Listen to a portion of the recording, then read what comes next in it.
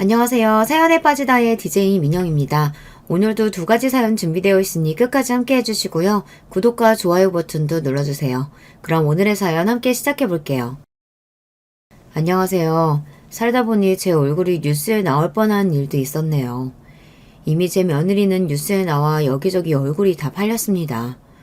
물론 좋은 일로 뉴스에 나온 것은 아닙니다. 가족이었던 며느리와 고소까지 진행하며 갈라지게 됐고 대기업까지 며느리에게 손해배상금을 청구하게 된 아주 끔찍한 일이었죠. 지금부터 평범한 가족을 이루고 있었던 저와 제 며느리가 뉴스에 나올 수밖에 없었던 일이 무엇인지 말씀드릴게요. 우선 저에겐 아들이 2명 있습니다. 남편이 몸이 안 좋아서 일을 자주 그만뒀고 그 덕에 아이들은 사교육을 시킬 엄두도 못 냈죠. 그럼에도 정말 다행인 건 첫째 아들은 늘 전교 1등을 놓치지 않았다는 것이었어요. 첫째는 저의 자랑이었습니다. 대학에 가서는 매일 과외를 해 대기업 월급을 벌더군요. 그 돈으로 저에게 늘 여러 가지 선물을 해주었습니다. 이렇게 완벽한 아들에게도 한 가지 치명적인 단점이 있었어요. 그 단점이 나중에 아들의 결혼 생활을 결국 파국으로 만든 건 아닐까 생각합니다. 바로 여자친구에게 너무 많은 돈을 쓴다는 것이었어요. 요즘 애들 말로는 호구라고도 하죠. 나중에 알고 보니 그렇게 힘들게 과외를 했던 게 늘 여자친구에게 명품 선물을 주고 좋은 호텔에 데려가려고 하는 이유가 컸더라고요. 그래도 그만큼 여자친구를 아껴주는 모습이 보기 좋기도 하고 또 열심히 벌어서 자기가 원하는 곳에 쓰는 거니까 제가 크게 지적하지는 않았습니다. 아들은 대학을 졸업하고 곧바로 대기업 연구직으로 들어갔습니다.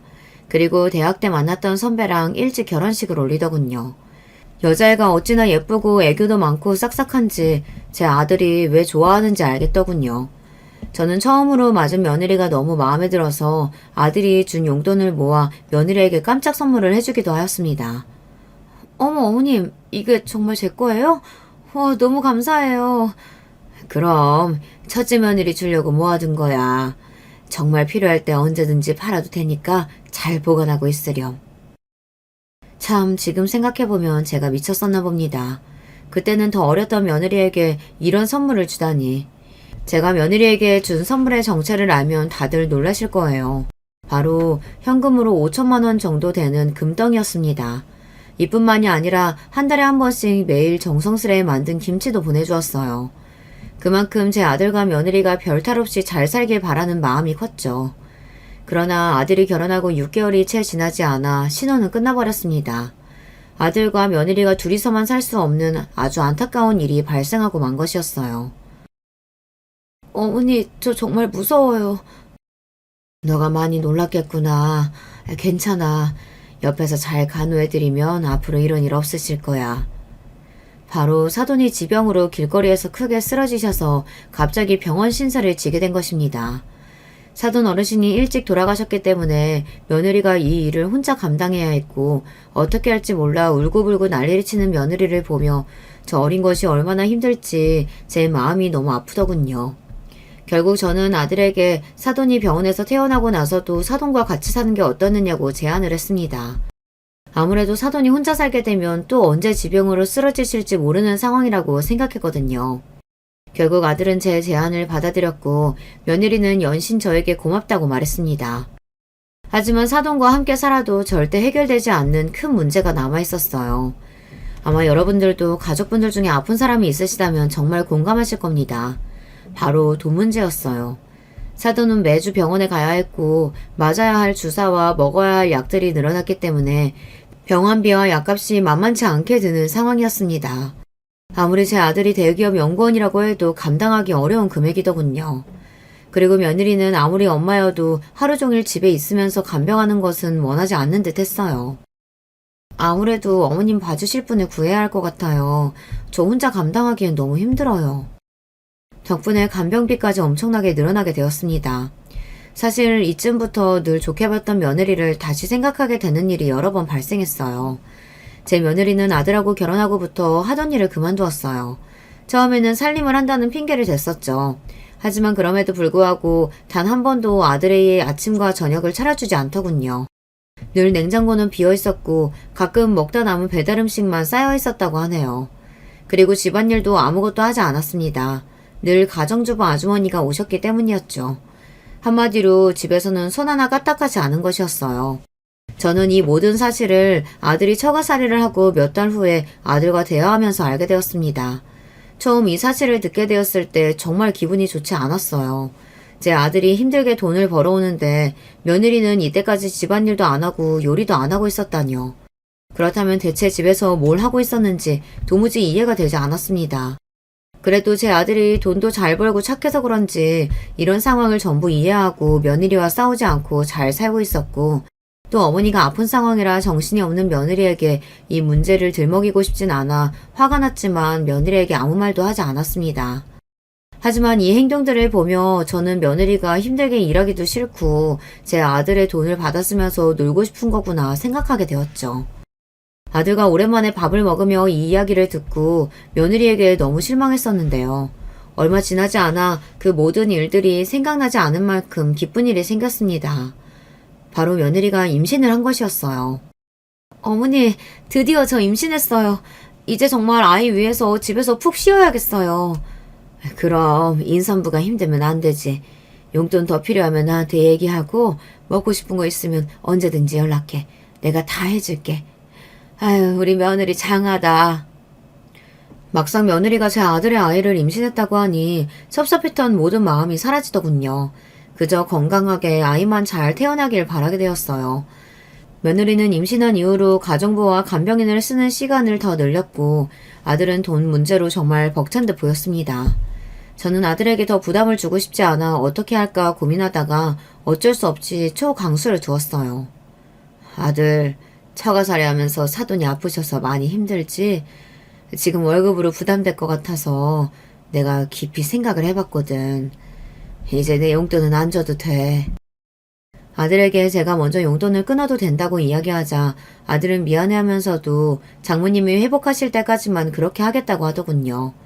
그동안 혼자 돈 문제로 얼마나 힘들었을까요? 그렇다고 임신한 며느리가 일을 할 수는 없으니 결국 저는 제가 더 고생하는 방법을 택했습니다. 아들이 용돈을 끊고 나서 저의 생활에도 큰 변화가 있었어요. 나름 노후 준비를 해놓았던 저는 며느리와 태어날 제 손주에게 더 많은 것을 해주기 위해, 그리고 아들이 주던 용돈을 벌기 위해 아무도 몰래 청소 일을 시작하게 되었습니다. 그리고 일을 시작한 지 한 달이 채 지나지 않아 청소하던 건물에서 며느리를 마주쳤습니다. 그리고 제가 들어선 안 될 말을 듣고 말았어요. 너무 충격적이었습니다. 야, 나 진짜 대단하지 않냐? 일 안 하고 놀고 먹으려면 이 정도 연기는 해야 된다니까. 그니까 너 그러다 가짜 임신 들키면 어쩌려고 그러냐? 야, 그게 왜 들켜? 애 태어나기 2달 전쯤에 유산했다고 할 거야. 며느리와 며느리의 친구가 이런 파렴치한 대화를 나누고 있는 것이었어요. 저는 이 말을 듣고 며느리가 친구와 헤어질 때까지 숨어서 기다리다가 며느리의 친구가 자리를 뜨자마자 달려가서 며느리 머리채를 잡았습니다. 누구야? 뭐야? 어머니가 왜 여기 계세요? 너 가짜 임신이 사실이니? 네 친구랑 하는 얘기 다 들었다. 미치지 않고서야 사람이 어떻게 그런 짓을 하니, 어? 어머니, 그게 아니라요. 잘못했어요. 저도 이유가 있었어요. 제발, 제 말 한 번만 들어주세요. 네? 화를 내고 있는 저에게 하도 말을 들어달라고 사정사정을 하길래 이유나 들어보자 싶어 카페에 갔습니다. 무슨 대단한 이유가 있나 싶었는데 참 하는 말이 어이가 없더군요. 어머니, 정말 죄송해요. 사실 제가 너무 임신이 하고 싶었는데 제 마음대로 안 됐어요. 그래서 제가 임신했다고 하면 현승 씨랑 어머님이 저를 더 사랑해주지 않을까 하는 마음에 그런 거짓말을 친 거예요.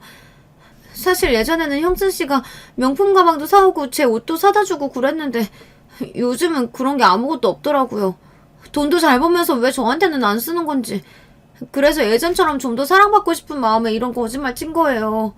친구한테는 일하기 싫어서라고 했는데 그것도 친구 어필에 허세 부린 거예요. 저는 예전부터 엄마 사랑을 못 받고 자라서 일부러 사람들한테 애교도 부리고 늘 사랑 확인받고 싶어 하거든요. 정말 죄송해요, 어머니. 제 생각이 짧았어요. 제발 이 사실 현상 씨한테는 얘기하지 말아주세요. 네? 절대로 제 아들한테는 이야기하지 말라고 싹싹 비는 며느리를 보며 한숨만 나오더군요. 제 아들이 예전부터 며느리에게 많은 선물을 해주고 있다는 건 알았습니다. 하지만 지금은 상황이 다르잖아요. 사돈이 아픈 것 때문에 돈을 굉장히 많이 쓰고 그래서 여유가 없어서 선물을 못 해주는 것일 텐데 그걸 자기를 예전보다 사랑하지 않아서라고 생각하다뇨. 제 며느리가 철은 없지만 이 정도로 생각이 짧은 아이인 줄은 몰랐습니다. 너무 실망스럽기도 했지만 그래도 이유를 들어보니 정말 사랑을 못 받고 자라는 아이 같아서 이번 한 번만 봐주기로 했습니다. 대신 일주일 안에 이 사실을 아들에게 털어놓으라고 했어요. 하지만 며느리는 이조차도 계속해서 싫다고 하더군요. 결국 언제 말할지를 놓고 며느리와 저는 엄청 크게 다투게 되었습니다. 말이 안 통한다는 생각이 들어 제가 일주일 안에 이 사실을 말하지 않으면 제가 직접 아들에게 모든 것을 말할 것이라고 하자 그제서야 며느리가 알겠다고 하더군요. 이 일 이후로 저와 며느리의 사이는 여러분도 예상하셨겠지만 껄끄러운 관계가 됐어요. 저도 며느리한테 너무 실망해서 다시 예전과 같은 다정한 사이로는 절대 돌아갈 수 없다고 생각했습니다. 며칠 후 아들이 전화와서 아이가 유산되었다고 미안하다고 하더군요. 정말 아들을 위해 모든 걸 말해야 할까 생각했지만 그래도 아들의 결혼 생활을 깨고 싶지 않아 꾹 참았습니다. 이후 며느리는 빈정이 상했는지 저에게 먼저 연락 한 번이 없더군요. 저도 따로 연락을 하지 않았고요. 그저 열심히 청소 일을 하며 살아가고 있었습니다. 어느 날은 일을 하고 있는데 유난히 몸이 무겁고 식은땀이 나더군요. 그리고 몸에 힘이 풀리더니 아주 크게 쿵 소리가 났고 그 이후로는 정말 아무 기억도 나지 않았습니다. 눈을 떠보니 병원이었어요. 온몸이 아픈데 아들이 제 앞에서 울고 있더군요. 엄마, 깨어나셨어요? 대체 이 나이에 청소일은 왜 하신 거예요? 제가 용돈 안 드려서 그런 거예요? 제가 못나서 정말 죄송해요. 제가 이때까지 한 번도 쓰러진 적이 없었는데 아들이 가로로 쓰러졌다고 하더군요. 다행히 머리를 크게 부딪히진 않았는데 계단이라 정말 큰일이 날 수도 있었다고 합니다. 울면서 미안하다는 아들을 보니 제 마음이 무너지더군요. 또 병원비를 보니 차라리 집에서 조용히 있을 걸 일을 괜히 했나 싶었습니다. 아들은 당장 청소일을 그만두고 건강검진을 해보는 게 좋겠다고 했어요. 저는 내키진 않았지만 검진을 받기로 하였습니다. 그리고 정말 예상치 못한 청천벽력 같은 결과를 듣게 되었죠. 사실 쓰러지신 게 단순 가로는 아니고요. 고혈압도 있으시고 당뇨도 심하게 있으시네요. 약을 안 먹으면 또 언제 쓰러지실지 모르는 상황이에요.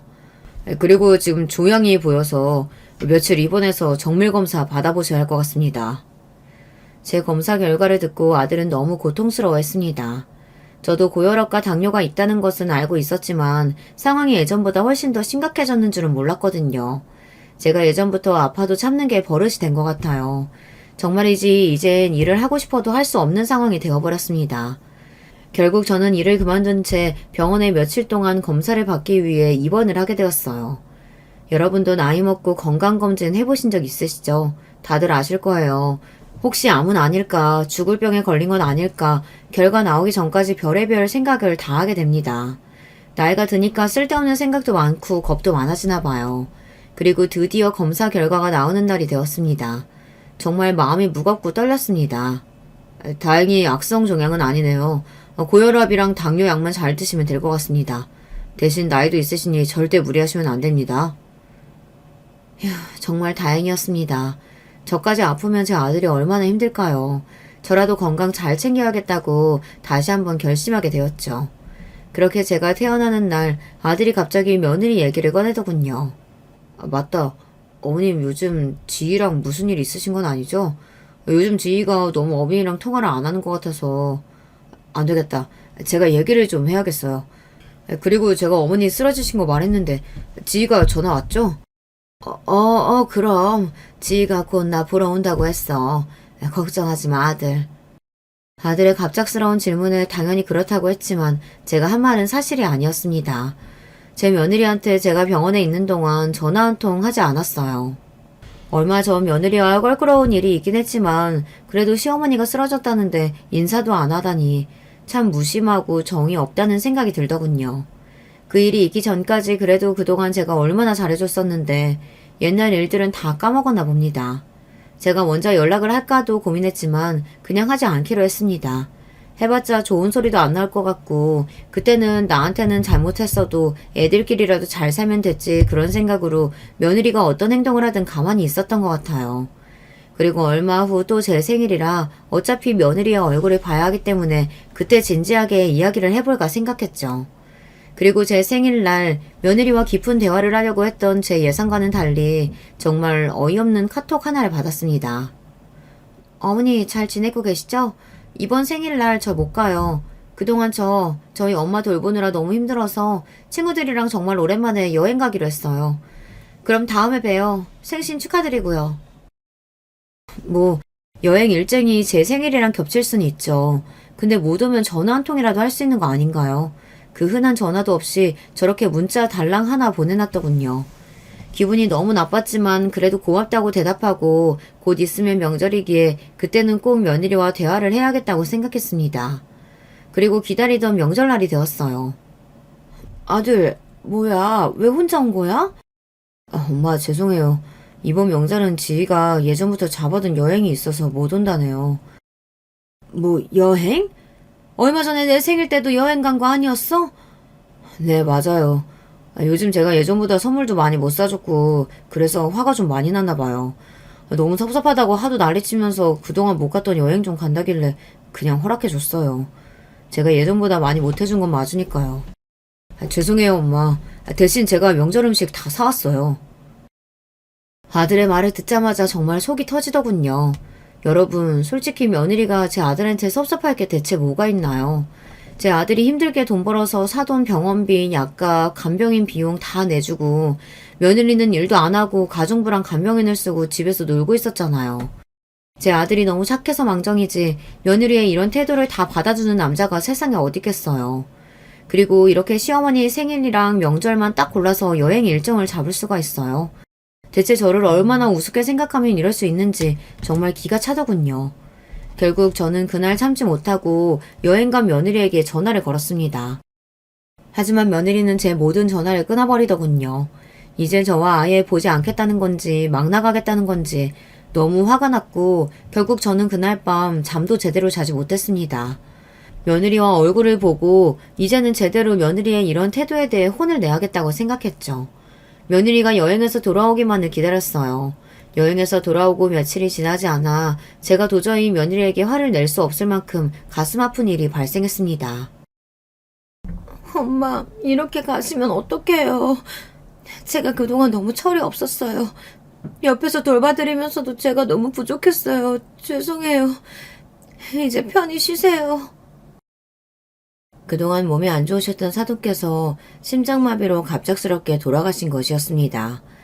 막상 이런 일이 생기고 울고 있는 며느리를 보니 마음이 너무 약해지더군요. 결국 저는 이후에도 며느리를 만났지만 그동안 화가 났던 일들을 아무것도 묻지 않고 힘들어하는 며느리를 달래주었습니다. 이후 아들과 며느리는 예전처럼 둘이 살게 되었고 저는 아들에게 다시 용돈을 받게 되었어요. 며느리와는 예전만큼은 아니지만 제가 힘들어하는 며느리를 달래준다고 늘 맛있는 것을 해주면서 어느 정도 사이가 돌아오는 듯 했어요. 그렇게 모든 일이 잘 해결되는 듯 했지만 몇 달 후 저에게 또 안 좋은 일이 생기게 되었습니다. 살려주세요! 그렇게 살려다는 소리를 질렀고 그 이후에는 기억이 없어요. 눈을 떠보니 저는 또 병원에 있었어요. 다리가 너무 아파서 앉지도 서 있을 수도 없었습니다. 알고 보니 제가 어지러움을 느끼면서 쓰러졌고 계단에서 떨어져서 뼈가 부러진 것이었어요. 결국 몇 달 동안 제대로 움직일 수도 없었던 저는 병원에서 퇴원한 후에 아들과 같이 살게 되었어요. 그리고 아들과 같이 살게 된 그날부터 엄청난 눈치를 보게 되었죠. 정말 거실에 나가기가 힘들었습니다. 어머님 또 움직이실 거예요? 아까도 화장실 갔다 오셨잖아요. 제발 몸도 안 좋은데 한 번에 해결하세요. 저 좀 쉬어야죠. 진짜 귀찮아 죽겠어요. 그래. 나 때문에 너가 고생이 많구나. 미안하다. 어머니 솔직히 이제서야 한승 씨랑 제대로 둘이 좀 사나보다 했는데 갑자기 어머니가 이렇게 오셔서 저희 시돈도 제대로 못 즐긴 거 아시죠? 분위기 완전 다 깨졌다고요. 눈치가 있으시면 어머님이 빨리 나으셔서 집에 들어가야 하지 않겠어요? 그리고 현승 씨한테 어머님이 당장 간병인 구하라고 말씀하세요. 왜 제가 어머니를 돌봐야 돼요? 이러다가 저까지 골병 듣겠어요. 이렇게 며느리가 저를 간호하기는커녕 움직이기 불편한 저의 모든 행동에 눈치를 해주며 빨리 나가라고 대놓고 이야기하는 것이었습니다. 사실 그동안 며느리와 다툰 일, 그리고 며느리가 저를 무시하는 듯한 행동들도 너무 스트레스 받았는데 이렇게 직접적으로 말로 눈치를 주니 정말 참기가 힘들고 비참하더군요. 결국 저는 아들에게 간병인을 붙여달라고 이야기했고 아들 집에 사는 동안 방에서 쥐죽은 듯이 살았습니다. 그리고 며느리와 같이 살면서 알게 된 건데 참 피곤한 성향을 가졌더군요. 며느리는 제가 생각한 것 이상으로 게으르고 소리에 예민했습니다. 제가 친구랑 전화하는 것도 늘 시끄럽다고 눈치를 해주고 정말 밥도 하지 않고 집도 치우지 않고 하루 종일 누워만 있다가 딱 쇼핑할 때만 밖에 나가는 게으른 어른이었어요.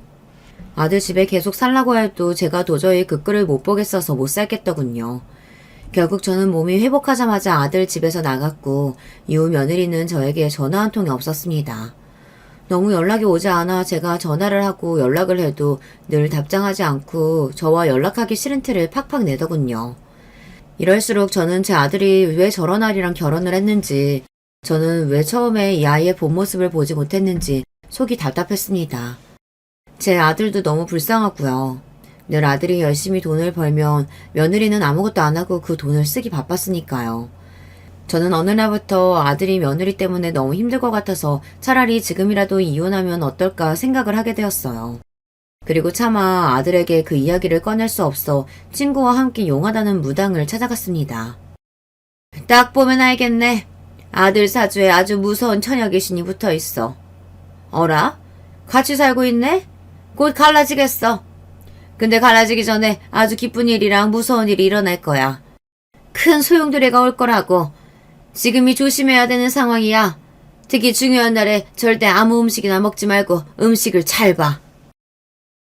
용하다는 보살님이 아주 큰 소용돌이가 올 거라고 말해주시니 저에게 무슨 일이 생기려고 이런 소리를 듣게 된 건지 온몸에 소름이 돋더군요. 사실 저에게 안 좋은 일은 늘 며느리밖에 없었기 때문에 더 안 좋은 일이 일어날 바에는 며느리와 연락을 자주 안 하는 게 낫겠다 싶었습니다. 그나마 다행인 건 아들과 며느리가 갈라선다고 말해주신 것이었어요. 사실 음식을 조심하라는 말은 뭐 크게 예상되는 일은 없었기 때문에 조심해서 나쁠 건 없겠지 정도로만 생각했어요. 한 가지 너무 찝찝하고 걱정되는 건 아들 사주에 무서운 처녀 귀신이 붙어있다는 보살님의 말씀이었어요. 며느리가 철이 없긴 하지만 무서운 아이는 아니었기 때문에 별 일은 없지 않을까, 그 처녀 귀신이 며느리는 아니지 않을까 생각했습니다. 보살님께서 아주 기쁜 일도 일어난다고 했는데 그건 정말 감이 잡히지 않더군요. 이 정도 나이 먹은 노인에게 기쁜 일이 있어봤자 그게 제 일이겠어요. 아들과 관련된 일이겠죠. 그러다가 문득 생각난 건 며느리의 임신이었습니다. 아무리 생각해도 며느리가 임신하는 것 말고는 저에게 일어날 기쁠 일은 없었거든요. 그렇게 보살님께 다녀와서 기대가 되기도 하고 찝찝하기도 한 이 감정들을 조금이라도 덜어내기 위해 별 생각 없이 집에 가는 길에 친구와 로또를 하나씩 구매했습니다. 그날 로또를 샀긴 했지만 그게 될 리가 있겠어요. 아무런 기대도 하지 않았습니다. 그런데 세상에 정말 한 치 앞도 모르는 게 세상인가 봅니다. 어떻게 저에게 이런 일이 일어날 수 있는지. 그날 제가 산 로또가 1등 로또였던 것이었어요. 보살님이 말씀해주신 기쁜 일이 로또 당첨이었던 거죠. 저는 너무 기쁜 마음에 아들에게 바로 전화를 해서 이 사실을 알렸습니다. 아들은 그동안 제가 열심히 착하게 살아서 하늘이 준 선물이라고 하더군요. 아들 옆에 며느리도 있었는데 소리를 지르면서 너무 좋아했어요. 그러더니 며느리가 갑자기 아들 전화기를 빼서 저에게 이야기했습니다. 어머님 잘하셨어요. 사실 제가 어머니께 자주 연락 못 드렸었지만 늘 좋은 일만 가득하시라고 기도 많이 했었거든요. 그러더니 이런 일이 생겼나 보네요. 어머님 돈 어디에 쓰실 거예요? 저희도 주실 거죠? 저는 돈 생기면 하고 싶은 게 정말 많아요. 저 이제 어머님이랑 같이 하고 싶은 거 하나하나씩 다 해봐야겠어요. 어머님도 이제 모든 거 다 저랑 같이 해요. 정말 반갑게 저를 맞이하는 며느리의 목소리 너무 오랜만이었어요. 하지만 로또 얘기를 듣자마자 돈을 줄 건지 직접적으로 물으며 갑자기 저와 하고 싶은 게 많다고 이야기하는 며느리가 갑자기 너무 부담스러웠어요. 저는 아직 이 돈을 쓸 계획도 없고 앞으로 차차 생각해 볼 거라고 했습니다. 그러자 며느리는 너무 아쉬워하더군요. 이렇게라도 오랜만에 살가운 며느리를 보니 기분은 좋았습니다. 그리고 그날 이후 며느리는 저에게 매일매일 전화가 왔어요. 전화가 와서 하는 말은 대부분 이런 말이었습니다. 어머님, 오늘은 뭐 하세요? 저랑 같이 쇼핑 가실래요? 어차피 어머님 돈 많으니까 좀 써도 티 안 나잖아요. 저 그동안 사고 싶은 거 완전 많았는데 잘 됐다. 어머니, 저랑 카페 하나 차리실래요? 아니다. 어머님 몸 안 좋으시니까 그냥 저 하나 차려주시면 안 돼요? 저 친구랑 카페에서 매일 수다 떨고 싶어요. 네? 어머님, 제발요. 결국 전화가 와서 말하는 모든 내용이 제 돈으로 무언가를 해달라는 말이더군요. 그런데 정말 웃긴 게 뭔지 아시나요? 처음에는 살갑게 애교를 부리면서 돈 얘기를 하더니만 어느 순간부터 계속 섭섭하다고 울상을 지으며 저에게 짜증을 내기 시작했습니다. 어머니 정말 너무하신 거 아니에요? 제가 이렇게 잘해드리고 매일 연락도 하는데 저한테 그 돈 한 푼도 안 주시는 게 말이 되냐고요. 진짜 섭섭해요. 어차피 죽기 전까지 다 쓰지도 못하실 거잖아요. 이런 식으로 계속되는 며느리의 성화에 지친 저는 결국 며느리에게 단호하게 말해야겠다고 결심했습니다. 미안하지만 나는 아직까지 이 돈을 아무한테도 줄 생각 없어. 너희한테 안 주겠다는 게 아니라 이 돈 어떻게 하면 잘 쓸 수 있을지 생각을 먼저 해보겠다는 거야. 나중에 내가 아플 수도 있고 무슨 일이 생길지 모르는데 무작정 이 돈을 쓸 수 없잖니. 돈이라는 게 많아 보여도 막상 조금씩 쓰다 보면 순식간에 없어지기 마련이야. 그러니까 더 이상 뭐 사달라 뭐 해달라 나한테 전화하지 말렴. 제가 이 말을 하면 며느리가 화를 내고 섭섭해할 줄 알았는데 웬일인지 정말 아무 말도 없더군요. 그냥 알겠다고 하길래 제가 확실하게 말을 해서 제 뜻을 알아들었다고 생각했습니다. 이후로 몇 개월 동안 며느리는 다시 연락이 한 통 없었습니다. 저는 한편으로는 섭섭했지만 그냥 예전의 며느리와 저의 상태로 돌아갔다고 생각했어요. 며느리와 돈 없이도 늘 다정하고 좋은 관계였으면 좋겠지만 이런저런 일이 있다 보니 저도 더 이상 노력을 하고 싶지는 않았습니다. 며느리도 이후에 연락을 안 하길래 그냥 저와 더 이상 말을 섞고 싶지 않은 줄 알았어요. 하지만 며느리는 그게 다가 아니었더군요. 혼자서 아주 엄청난 짓을 꾸미고 있었습니다. 그리고 그날은 제 인생의 최악의 날입니다. 며느리와 제가 각자의 삶을 잘 살다 보니 어느덧 저의 생일이 돌아오더군요. 당연히 생일상은 기대도 안 하고 있었는데 어느 날 며느리가 전화가 왔습니다. 정말 생각지도 못했던 말들을 들었어요. 어머님, 그동안 많이 서운하셨죠? 저도 늘 어머니랑 어떻게 저 처음 결혼할 때처럼 다시 친해질 수 있을지 늘 고민 많이 했어요. 마침 어머님 생신이셔서 제가 생신상 차려놨거든요. 얼른 오세요, 어머님. 오랜만에 저희 밥 같이 먹어요. 이게 무슨 일일까요? 며느리가 저에게 연락을 먼저 한 것도 모자라서 제 생일상을 차려주겠다니. 며느리의 목소리는 정말 진심인 것 같았고 저는 며느리가 먼저 저에게 용기를 내어주었다는 생각에 너무 고마워서 그동안 있었던 일은 다 잊고 며느리와 잘 지내야겠다고 생각했습니다. 그런데 며느리를 만나기로 한 전날 밤 아주 안 좋은 꿈을 꾸게 되었어요. 바로 며느리가 제 뒤에서 칼을 꽂고 있고 예전에 배웠던 보살님이 며느리를 막으려고 하는 아주 무시무시한 꿈이었습니다. 일어나 보니 제 몸에 식은땀이 미친 듯이 흐르더군요. 그리고 곰곰이 그동안 며느리가 저에게 했던 행동들을 생각해봤는데 며느리의 행동을 있는 그대로 받아들이면 안 되겠다는 직감이 들더군요. 보살님도 중요한 날에 음식을 조심하라고 했으니 마침 오늘이 저의 생일이어서 이 꿈이 예지몽은 아닐까 온몸에 소름이 돋았습니다. 그래서 긴장되는 마음으로 며느리와 아들 집에 가게 되었어요. 며느리의 집에 도착하자 며느리는 정말 상다리가 부러질 정도로 대단한 생일상을 차려놨고 일을 하고 들어온 아들조차도 놀라는 표정이었어요. 제가 미역국을 정말 좋아하는데 돌미역으로 직접 정성스럽게 미역국을 만들어놨더군요. 미역국을 먹으려고 하는데 제 미역국 양이 너무 많아서 며느리가 밥을 푸고 있을 때 며느리 자리에 있던 미역국을 제 자리로 옮겼습니다. 그리고 며느리가 앉자마자 같이 밥을 먹었어요. 그 순간 믿지 못할 광경이 제 눈앞에 펼쳐졌습니다. 며느리가 갑자기 인상을 쓰고 소리를 지르며 먹었던 미역국을 다 뱉는 것이었어요. 그러더니 저를 은근히 째려보더군요. 저는 며느리의 행동이 너무 황당해서 며느리를 계속 쳐다보았고 놀란 아들이 며느리의 미역국을 먹어보려고 하자 며느리가 또다시 놀라면서 소리를 쳤습니다. 안 돼! 먹지 마! 하지만 며느리가 소리를 질렀을 땐 이미 아들이 미역국을 맛본 후였습니다. 아들은 인상을 쓰더니만 미역국이 살짝 쓰다며 며느리를 쳐다보았고 다시 자신의 미역국을 먹어보더군요. 뭐야, 내 미역국이랑 맛이 다른데? 어머니 미역국 줘보세요. 뭐? 그래. 아들은 또다시 제 미역국을 맛보더니 며느리 것만 맛이 다르다고 했습니다. 그 순간 제 머릿속에 번쩍 떠오른 생각이 있었습니다. 여러분, 예전에 보살님이 해주셨던 말씀 기억하시죠? 중요한 날 음식을 조심하라고 하셨던 그 말씀과 어제 제 꿈이 떠오르면서 설마 며느리가 제 미역국에만 이상한 걸 넣은 건 아닌지 의심이 들더군요. 저는 그 자리에서 손을 벌벌 떨며 며느리에게 진실을 물어봤습니다. 예, 너가 먹은 미역국 처음 내 자리에 있었던 거잖아. 그렇다면 너가 먹은 미역국이 내 미역국이었다는 건데 왜 이것만 맛이 다르니?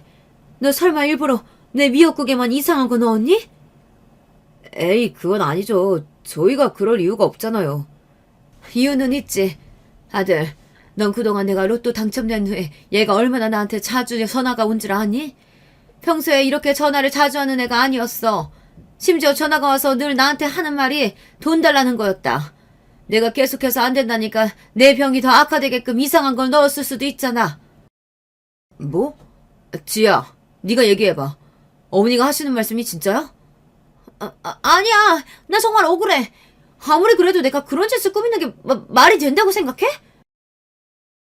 며느리는 끝까지 시치미를 떼었고 결국 아들은 모든 미역국을 가지고 가서 성분 검사를 하겠다고 으름장을 놓으며 며느리한테 이야기했습니다. 일이 점점 더 커지자 며느리가 울면서 모든 걸 털어놓더군요. 그동안 제가 얼마나 어머니한테 신뢰가 없었으면 어머님이 저를 의심하신 걸까요? 이 상황이 결국 다 제 탓이라고 생각해요. 정말 죄송해요, 어머님. 어머님 미역국 보시면 알겠지만 사실 어머님 미역국에만 생야채를 좀 많이 넣었어요. 어머님 건강이 안 좋으시다길래 이 정도로 씁쓸한 말이 날 줄 몰랐어요. 제가 요리를 못하잖아요. 저는 그렇다고 제가 이런 의심을 받게 될 줄은 몰랐어요. 정말 좋은 마음이었는데 이렇게 되다니. 어쨌든 죄송해요. 며느리의 표정을 보니 거짓말은 아닌 것 같았습니다. 실제로 미역국 밑을 뒤져보니 정말 이상한 맛이 나는 미역국만 생야채가 많이 있더군요. 며느리 말로는 야채를 넣고 싶긴 한데 제가 빨리 도착하는 바람에 생야채를 넣어 맛이 좀 이상해진 거라고 하네요. 이 사실을 알자마자 저는 제가 보살님 말씀과 꿈 때문에 괜히 예민해서 며느리에게 심한 말을 한 건 아닐까 미안한 마음이 들었어요. 그래서 그 자리에서 바로 사과를 했습니다. 너가 날 이렇게 생각하는 줄도 모르고 내가 너를 의심하다니 정말 미안하다. 그동안 여러 일들이 많았지만 앞으로는 정말 엄마와 딸 같은 사이로 지냈으면 좋겠어. 오늘 초대해줘서 고맙다. 이 말을 들은 며느리는 감동이라며 저를 안아주더군요. 아들은 그제서야 안심한 표정을 지었습니다. 집에 돌아가면서 저는 며느리에게 문자로 로또 당첨금을 나눠주겠다고 이번 주 주말에 집에 오라고 문자도 남겼습니다. 이번 기회에 며느리와 처음 만났을 때처럼 좋은 관계를 유지할 수 있었으면 좋겠다고 생각했죠. 그렇게 이번 일은 해프닝으로 끝나는 듯 보였습니다. 하지만 더 경악스러운 일이 저를 기다리고 있었죠. 며칠 후 저에게 정체 모를 택배가 하나 오더군요. 이게 뭔가 싶어 뜯어보니 유명한 영양제였습니다. 누가 보냈는지 이름도 없었어요. 하지만 영양제가 평소 제가 비싸서 사기 망설였던 영양제이기도 하고 제 지인이나 가족들이 깜짝 선물로 보냈을 거라고 생각했습니다. 너무 고마운 마음에 인증샷을 여러 장 찍어두었고 며칠 동안 감사한 마음으로 열심히 영양제를 먹었습니다. 그런데 영양제를 먹은 이후부터 제 몸에 이상한 변화가 생기더군요. 배가 자주 아프고 알레르기도 올라오는 기분이었어요. 대체 무슨 문제일까 싶어 제조사에 전화를 해봤는데 이상한 증세가 있을 리가 없다고 영양제가 아닌 다른 이유 때문인 것 같다고 하더군요. 결국 저는 영양제를 사준 사람에게 한 번 더 물어보겠다고 생각했고 제일 먼저 아들에게 연락을 했습니다. 아들, 이 영양제 사진 봐봐. 너가 보낸 거 맞지? 나 생각해서 이렇게 깜짝 선물 보내는 건 정말 너밖에 없어. 근데 이 영양제 나랑 좀 안 맞는 것 같아. 배도 아프고 알레르기도 올라오고 좀 이상하네. 어머니, 이거 제가 보낸 거 아니에요. 그리고 지금 제가 사진 봤는데 처음 왔을 때부터 이렇게 온 거 맞죠? 뭔가 이상한데요? 뚜껑을 뜯은 흔적이 있는 것 같거든요. 원래 영양제 새거 오면 이렇게 뚜껑이 뜯어질 수가 없는데. 그 순간 정말 온몸에 소름이 돋았습니다. 아들 말을 듣고 보니 너무 찝찝하더군요. 이 영양제를 계속 먹으면 안 될 것 같다는 생각에 누가 택배를 시켰는지 여기저기 전화해서 찾아보니 예상치 못한 이름이 보였습니다. 택배를 시킨 사람은 바로 얼마 전 미역국 사건이 있었던 며느리였습니다. 저는 너무 놀라서 아들에게 당장 이 사실을 이야기했고 그날 밤 며느리에게 전화가 왔습니다. 어머니, 그거 제가 보낸 거 맞아요. 괜히 어머님이 미안해하실까봐 일부러 제가 말씀 안 드린 거예요. 그 영양제가 좀 독해서 어머니랑 안 맞을 수도 있는데 처음이라 그렇지 계속 먹으면 아마 건강도 더 좋아지실 거예요. 저 믿고 걱정 마시고 계속 드세요. 며느리가 보냈다는 걸 알게 된 후 마음이 좀 놓이더군요. 포장은 사실 제가 뜯고 나서 사진을 찍은 건지 잘 기억이 안 나기도 해서 크게 의심하지 않았습니다. 그보다는 제가 그동안 너무 영양제도 안 챙겨 먹고 비싼 걸 안 먹어서 몸이 적응을 못하는 건 아닌가 생각했죠. 그렇게 며느리 말을 믿고 또 열심히 영양제를 챙겨 먹었습니다. 하지만 그럴수록 알레르기는 더 심해졌고 제 몸도 더 안 좋아졌어요. 그러다 보니 이 영양제의 성분이랑 처음 왔던 포장 상태가 계속 신경이 쓰이더군요. 저는 결국 아들에게 이 사실을 한 번 더 이야기했고 아들은 영양제 만든 곳에 제가 처음에 찍은 사진을 보여주며 이런 부작용이 생기고 있다고 건의했습니다. 그러자 영양제를 파는 회사에서 아주 긴 답변이 왔는데 상상도 못한 답변이었습니다. 안녕하세요. 처음 왔을 때 사진 보내주셨는데 저희는 절대 이렇게 보내지 않습니다. 누가 일부러 뜯은 것 같은 느낌이네요. 실제로 저희 제품 먹고 그런 부작용을 느끼시는 분은 거의 없어요. 혹시 모르니까 영양제 다시 보내주시면 저희가 만든 영양제가 맞는지 성분 확인해 보겠습니다. 대체 이게 무슨 말인지, 그렇다면 저에게 택배를 보내기 전에 누군가 영양제 통을 일부러 뜯어서 비슷한 다른 걸 넣어놨거나 아니면 영양제에 다른 성분을 추가했을 수도 있다는 거 아닌가요? 만약 그렇다면 대체 누가 왜 이런 짓을 한 걸까요? 이 답변을 듣고 저는 며칠 동안 아무도 믿을 수가 없었어요. 아무리 생각해봐도 저에게 이런 일을 할 사람이 없어서 처음 영양제를 보낸 며느리 짓일까 하는 의심도 들었습니다. 그리고 제 의심의 답이 얼마 후 밝혀졌습니다. 며칠 후에 영양제 회사에서 아들의 연락이 왔는데 그 연락을 받고 아들은 다급한 목소리로 저에게 전화가 왔더군요. 어머니, 영양제 회사에서 연락 왔는데 이거 진짜 영양제 아니래요. 누가 이 영양제에 이상한 걸 넣어서 어머니한테 보낸 거예요. 이거 몸에 엄청 안 좋은 성분이래요.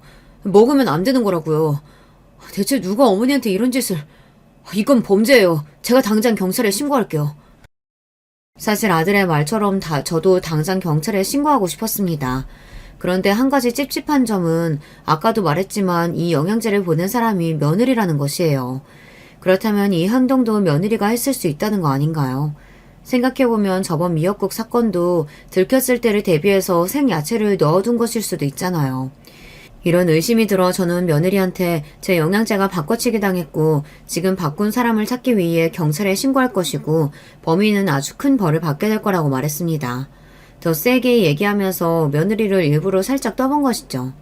그러자 제 예상처럼 며느리가 깜짝 놀라며 저를 말리더군요. 어머니, 이 일로 경찰까지 연락할 필요가 있어요? 그냥 운 안 좋았다 생각하고 안 먹으면 되죠. 요즘 택배 범죄도 많다잖아요. 어머님한테 이런 짓 할 사람도 없고 그냥 운이 안 좋았던 거겠죠. 넘어가요. 어머님 건강도 안 좋으신데 경찰조사 받으면 너무 힘드셔서 안 돼요. 이렇게 절대로 경찰에 신고하는 건 안 된다고 하더군요.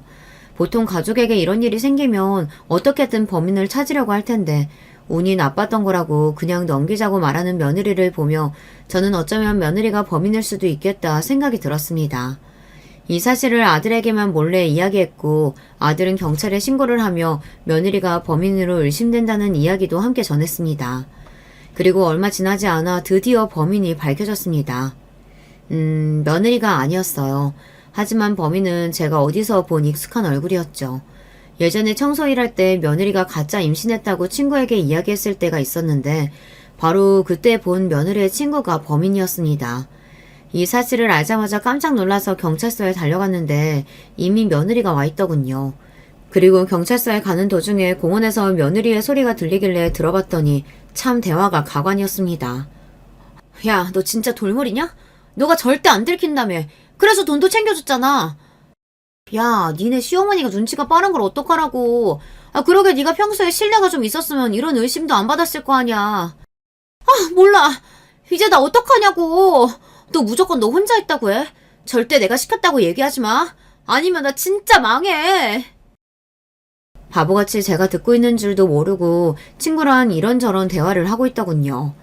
곧바로 달려온 제 아들은 며느리를 보자마자 화를 참지 못하고 며느리의 뺨을 때렸습니다. 그리곤 한마디 했죠. 너 진짜 생각이 있긴 하냐? 그렇게 내 돈으로 네 갖고 싶은 명품 사고 하고 싶은 거 다 하고 놀고 먹고 살았으면 우리 엄마한테는 잘했어야지. 몸에 안 좋은 성분 넣은 영양제 우리 엄마한테 보내는 게 말이 되냐고. 어? 네가 그러고도 사람이야? 아! 왜 날 때려? 이거 내가 한 짓 아니고 얘가 한 거야. 아, 나도 친구지만 얘가 이럴 줄은 몰랐다고. 이렇게 말하면서 친구를 보고 어떻게든 수습하라고 눈치를 주더군요. 야, 빨리 내 남편한테 제대로 얘기해. 이거 너 혼자 한 짓 맞잖아. 진짜요? 이거 제 아내가 시킨 거 아닌 거 확실해요? 저한텐 정말 중요한 일이고 돈은 제가 얼마든지 드릴 테니까 이번엔 사실대로 말씀하세요. 그러자 며느리의 친구는 고민하는 표정을 하더니 이내 폭탄 발언을 해버렸습니다. 야, 꼴 좋다. 그렇게 남자 잘 만나서 먹고 놀고 매일 쉰다고 열심히 일하는 나 무시하더니만 이제야 너 망하는 꼴 좀 보겠네. 얘 매번 저한테 어떻게 하면 자기 시어머니가 빨리 돌아가실 수 있냐면서 얼른 돌아가셔야 로또 당첨금 다 자기 거 된다고 맨날 저한테 얘기하던 애예요. 미역국 사건 아시죠? 그거 다 먹으면 아마 어머님 쓰러지셨을 텐데 그 전에 들켰다면서요? 미역국은 제 혼자 저지른 일이에요. 저는 얘가 이렇게 실행력이 강한 애인 줄 몰랐다니까요. 영양제도 하도 부탁을 하길래 같이 도와줬어요. 막상 어머님 얼굴 보니까 좀 미안하네요. 며느리 친구가 한 말을 들은 제 아들은 다리에 힘이 풀려 그 자리에서 주저앉고 말았습니다. 정말 인간의 탈을 쓴 악마를 보는 것 같았어요. 며느리는 끝까지 시치미를 떼며 제 아들을 설득하려고 하더군요. 아니야, 제 말 말고 내 말 좀 들어봐. 제가 나 지금 연맥이려고 저러는 거라니까. 우리 경찰서 나가자. 경찰서 나가서 내가 어떻게 된 건지 다 설명할게. 어? 꺼져. 너란 여자 보기도 싫고 우리 이혼이야. 너 이거 범죄인 건 알지? 우리 엄마한테 한 짓 난 절대 용서 안 해. 그렇게 며느리와 며느리의 친구는 법의 심판을 받게 되었고 제 아들은 당연히 며느리와 이혼하게 되었습니다. 참, 저는 며느리가 처음엔 그저 철이 좀 없는 애인 줄 알았는데 이렇게 영악한 애인 줄은 꿈에도 몰랐습니다. 여러분, 그 영양제를 제가 계속 먹었다면 저는 지금 살아 있었을까요? 제 건강이 어떻게 됐을지 정말 끔찍합니다. 이 일이 있고 나서 저는 밖에서는 아예 음식을 먹을 수가 없었고 영양제나 약도 함부로 먹을 수가 없었어요. 정신적인 스트레스와 엄청난 강박에 시달리고 있었죠. 아들은 이런 제 모습을 보며 정말 미안하다며 사과를 했습니다. 스트레스가 쌓여 너무 힘든 하루하루를 보내고 있는데 누군가 모르는 번호로 연락을 해오더군요. 여보세요? 누구세요? 어머니, 제발 고소 취하해주세요. 네? 아니, 제 친구가 어머니 돈 갖고 싶어서 영양제 바꿔치기 한 거라니까요? 제발 믿으셔야 돼요. 미역국은 제가 이상한 거 넣은 게 맞아요. 근데 그거 다 먹어도 안 쓰러지셨을 거예요. 너무 돈이 갖고 싶어서 그랬어요. 근데 그거 말고 영양제는 정말 억울해요. 네? 이렇게 끝까지 자기는 억울하다고 난리를 치더군요. 저는 아무런 말을 하지 않고 전화를 끊어버렸습니다. 아들과 저는 며느리를 절대로 봐줄 생각이 없었고 앞으로 만나고 싶지도 않았거든요. 그렇게 연락도 피하고 다시는 얼굴 볼 생각도 안 했는데 예상치 못한 곳에서 며느리의 실루엣을 보게 되었어요. 바로 뉴스였습니다. 얼마 전 영양제 회사에서 여성 2명을 고소했습니다. 시어머니가 로또 당첨이 되자 돈을 갖고 싶은 마음에 영양제를 바꿔치기 해서 시어머니에게 선물한 건데요. 이 영양제를 먹고 건강에 이상이 생긴 시어머니가 경찰을 고소를 하며 이 사실이 밝혀지게 되었습니다. 영양제 회사는 이 일로 회사의 이미지가 훼손되어 거액의 손해배상금을 청구할 예정이라고 합니다. 저 뉴스를 보는데 저기에 나오는 시어머니가 바로 저라는 사실이 참 어이가 없더군요. 어쩌다가 제가 뉴스에 나오는 사건의 주인공이 된 것일까요? 그리고 정말 유명한 영양제 회사에서 손해배상금이 엄청날 텐데 늘 돈을 쓰기만 하고 벌 생각은 하지 않았던 며느리가 이걸 어떻게 감당할 수 있을까 생각이 들더군요. 저에게 못된 짓을 많이 했지만 그래도 한때의 며느리였던지라 이 상황이 속 시원하다고는 못하겠어요. 그러게 좀 착하게 살지 왜 그렇게 욕심을 부렸는지 가만히 있었다면 알아서 제가 며느리랑 아들한테 로또 당첨금을 나눠줬을 텐데 이제는 저랑 상관도 없지만 안타까운 마음은 생기더군요. 하지만 더 이상 며느리와 엮이고 싶지도 않았고 도움을 줄 생각도 없었습니다. 이후에도 이 사건으로 인해 경찰서에 가야 할 일들이 몇 번 있었답니다. 어쩌다 며느리와 만나게 되었는데 며느리가 제 팔을 붙잡으며 사정사정을 하더군요. 어머니, 저 정말 돈 없어요. 아시잖아요. 저 정말 뉴스까지 나올 줄 몰랐어요. 제가 잘못했어요. 제발 저 한 번만 도와주시면 안 돼요? 저 진짜 죽고 싶어요. 네? 며느리를 마주칠 줄은 몰라서 당황한 저를 보며 경찰관님들은 며느리를 떼어냈습니다. 지금 독하게 얘기 안 하면 계속 저를 찾아올 것 같아서 큰맘 먹고 한마디 했습니다. 그러게 있을 때 잘하지 그랬니? 너 이거 인과응보야. 네가 저지른 일에 벌 받은 거라고. 뼈 빠지게 돈 벌어서 그 돈 다 손해배기 상금으로 날려봐라. 그리고 너도 시어머니 생신상에 영양제랑 독 같은 거 넣은 이상한 며느리 꼭 만나고. 이 말을 들은 며느리 표정은 정말 벙쪄 있더군요. 경찰관들도 속이 시원하면서도 어이가 없었는지 웃음을 참는 듯 했습니다. 솔직히 한편으로 안타깝다고 생각하고 있었는데요. 어떻게 이런 말을 했는지 저도 제가 신기합니다. 그래도 이 말을 한 이후로 저한테는 연락이 전혀 오고 있지 않네요. 하지만 아들한테 물어보니 아들에게는 계속 돈을 빌려달라고 아직까지 연락이 오고 있답니다. 제 며느리 사람 끝까지 안 변할 것 같아요.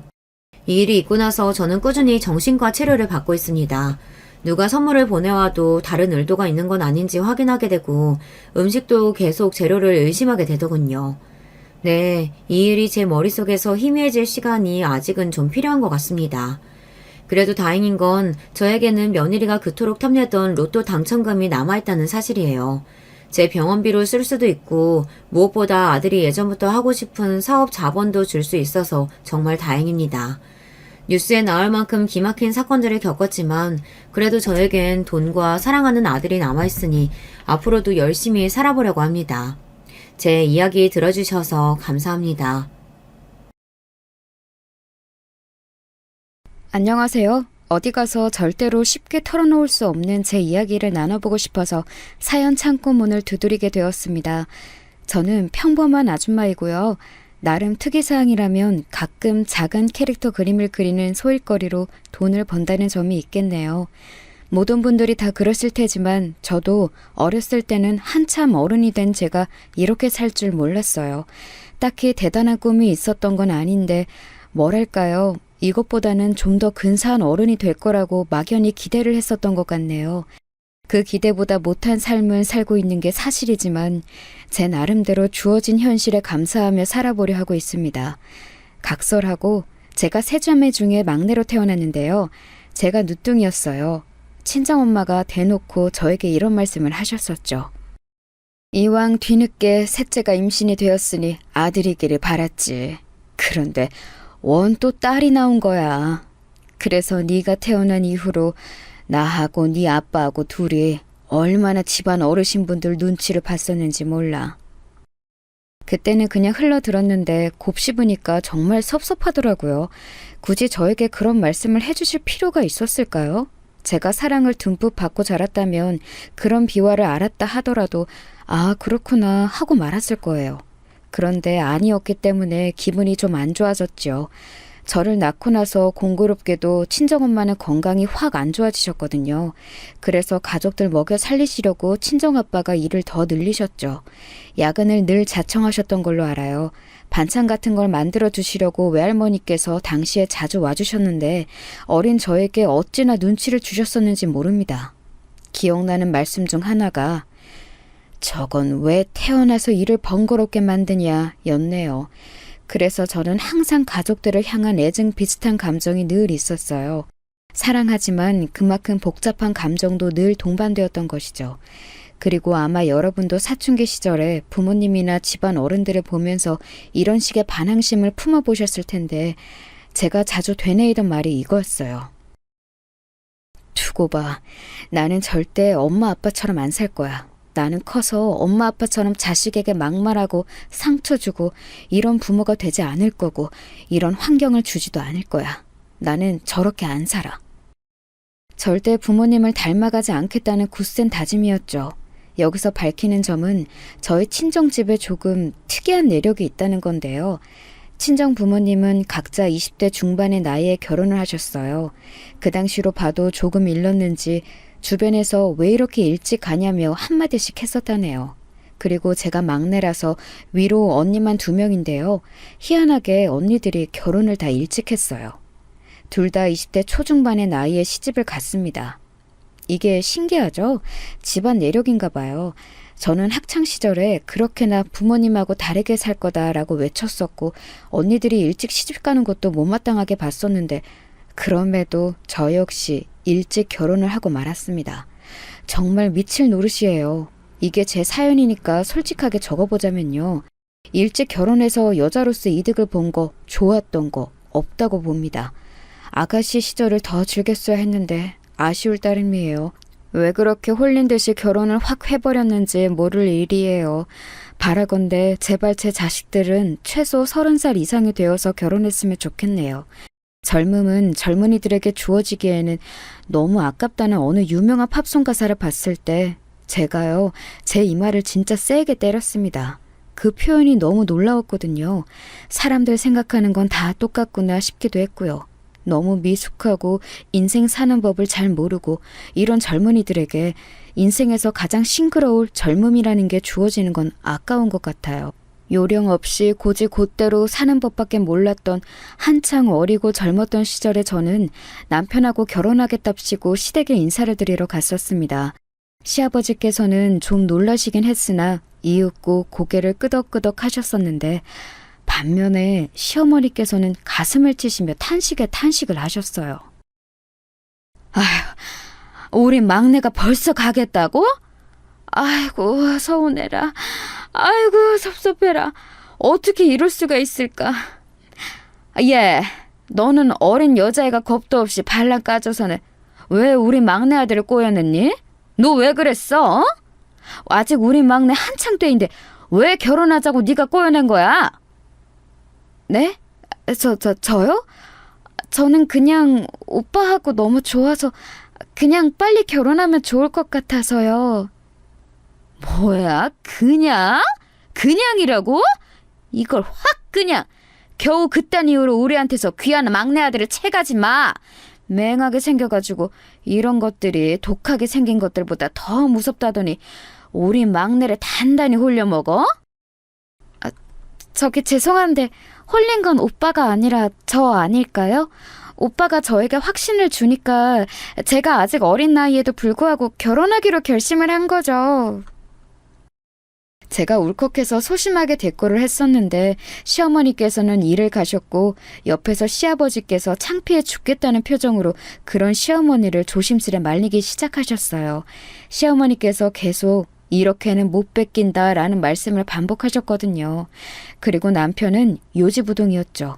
시어머니께서 열변을 토하시든 그러다 각혈을 하시든 말든 마치 도 닦은 수도승 마냥 무감각한 표정으로 있을 뿐이었어요. 남편이 좀 내향적인 사람이었고 표현이 적은 사람이었으나 저렇게 무감각하게 굴 사람까지는 아닌 것 같아서 저는 그때 몹시 의외라고 느꼈는데요. 약간의 비화가 알고 보니 있었습니다. 남편 집안도 저희 집안처럼 자식이 셋인데요. 저처럼 남편도 셋 중 막내예요. 그리고 위로는 형, 누나 이렇게 둘이 있죠. 그런데 희한하게 새남매 중에서 당시 시부모님을 금전적으로 용돈 드리면서 챙기고 있던 자식은 막내인 남편이었어요. 그 외로 자주 들여다보면서 생활용품이라든지 이런 거 사드리고 전반적으로 보는 건 남편의 누나인 시누이가 하고 있었고요. 그러니까 시부모님으로서는 당신들을 열심히 봉양해야 할 막내 아들이 일찍 장가를 든다니까 챙김을 못 받으실까봐 그게 염려되셨던 겁니다. 시부모님 2분이 경제활동이 어려우셨냐고요? 아니요. 집안끼리 또 공통점이 있는데 그건 시부모님 역시 일찍 결혼하신 분들이라는 거예요. 그래서 당시에 2분은 고작 50대 초반이셨습니다. 그런데 뭔 용돈을 자식이 꼬박꼬박 챙겨드려야 한단 건가요? 사지도 멀쩡하셨던걸요. 50대면 남녀 불문 한창 일을 할 나이잖아요. 60대는 되어야 경제활동에서 물러나는 게 자연스러운 풍경이고요. 그래서 어이가 없었습니다. 그리고 남편이라고 해서 뭐 혼자 희생하고 그런 게 좋았겠나요? 아니었죠.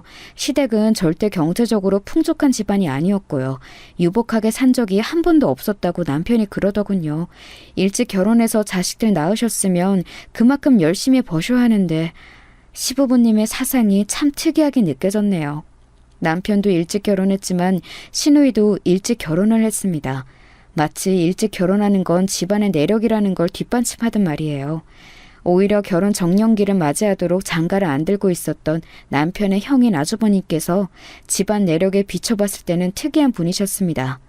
듣자 하니 공부를 하시느라 그렇게 늦으셨다고 해요. 대학원까지 나오셨거든요. 그런데 시댁이 잘 사는 것도 아니고 시부모님께서는 일찍이 경제활동에서 물러나셨는데 대학원까지 다니는 돈은 어디서 났냐고요? 시누이가 부잣집에 시집을 가서 그랬을까요? 아니죠. 아니었어요. 남편이 그 돈도 다 댔던 겁니다. 자기용 뒷바라지를 했던 것이죠. 나는 오빠가 지금까지 가족들한테 엄청 잘하면서 사는 막내인 줄로만 대충 그렇게 알고 있었는데 그런 것까지 다 해줬을 줄은 몰랐어. 이런 표현 써도 되는지 모르겠는데 오빠 혹시 집에서 봉 아니야? 그렇게 눈치 보면서 말할 거 없어. 나도 내가 봉이라고 생각하고 있으니까. 전에는 이런 식으로 생각 안 했었는데 작년부터 아예 아버지하고 엄마하고 두 분 다 일을 전혀 안 하시는 채로 집에만 눌러 앉아 계시고 나한테만 손 벌리시려고 들고 형이랑 누나보다는 나를 너무 만만하게 보시고 자꾸 이렇게 되니까 사람 마음이라는 게 내가 우리 집에서는 봉이구나 이런 생각이 딱 들더라. 오빠, 우리 결혼하고 나면 우리끼리 똘똘 뭉쳐서 잘 살아보자. 그간 오빠가 가족들 잘 챙기는 거 언뜻 보고 들어서 내가 잘 알고 있는데 결혼하고 나면 내가 오빠 대신해서 아버님 어머님도 잘 챙겨드리고 그러면서 우리 밥그릇은 알아서 딱딱 챙기고 이렇게 살도록 열심히 노력해볼게. 말만 들어도 힘이 난다. 역시 너를 만나서 결혼하기로 한 건 내 인생에서 가장 잘한 일이었어. 내가 진짜 앞으로 다른 건 몰라도 한눈 안 팔고 너 하나만 보면서 살게. 내가 이건 진짜 약속한다. 제가 집안의 늦둥이 막내이기는 하나 동시에 미운 오리 새끼 같다는 느낌을 스스로 지울 수 없었기에 연애 때부터 시작해서 결혼하기까지 저에게만 딱 애정을 쏟아주는 남편을 보면서 애정에 충족되는 걸 느꼈어요. 이런 충족감에 홀려서 제가 이른 나이에 결혼을 안 하겠다는 스스로의 옛 다짐도 저버린 채 결혼을 해버렸던 것이지요. 하여간 남편이 당신들을 뒷전으로 밀어버리고 자기 가정에만 최선을 다할까봐 시부모님께서는 그게 영 못마땅하셨던 건가 봅니다. 특히나 시어머니께서요. 주장하시기로는 아직 한참 꾸미고 관리하고 그런 욕심이 많을 나이인데 막내 아들이 장가를 가버리겠다 해서 무척 섭섭하다고 하셨죠. 그게 무슨 말씀이셨겠어요. 넉넉하지 않은 형편에도 남편 하나 봉으로 잡아서 유유자숙하게 나름 지내시는 재미에 푹 빠지셨는데 이제 그건 못하게 되실 것 같으니까 안타까워서 환장하겠다는 의미였지요. 남편이나 저나 흔들리지 않고 결혼을 향해 나아갔고 저희 가족들은 좀 당황하기는 했어도 우직하고 성실한 인상의 남편이 믿음직스럽다면서 흔쾌히 허락을 해주었습니다.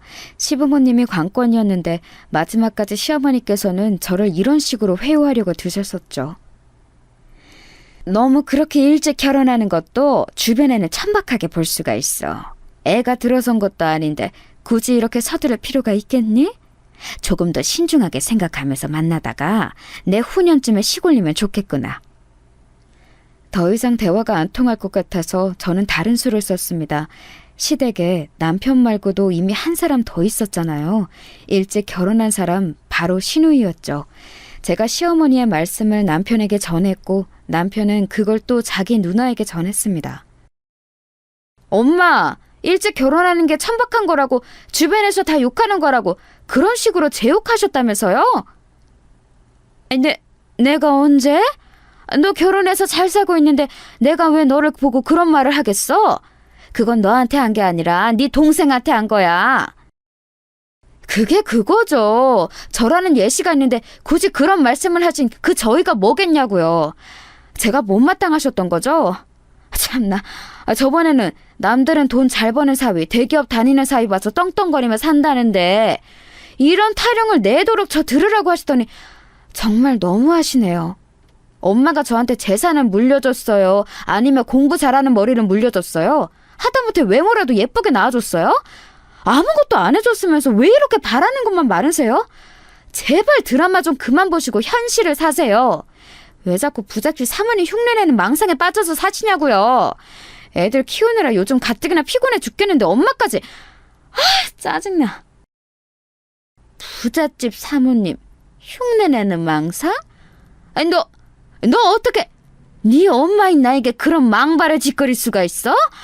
아이고 내가 인생 헛살았다. 자식 농사를 잘못 지었어. 모녀가 불같이 싸웠는데 거의 시누이가 일방적으로 쏟아내는 격이었습니다. 저는 위로 언니가 둘 있었기 때문에 시누이 같은 유형을 잘 알았어요. 헌신적이고 가족이가 강하지만 다혈질적인 면모가 있고 눈이 돌면 배는 게 없는 성격이었습니다.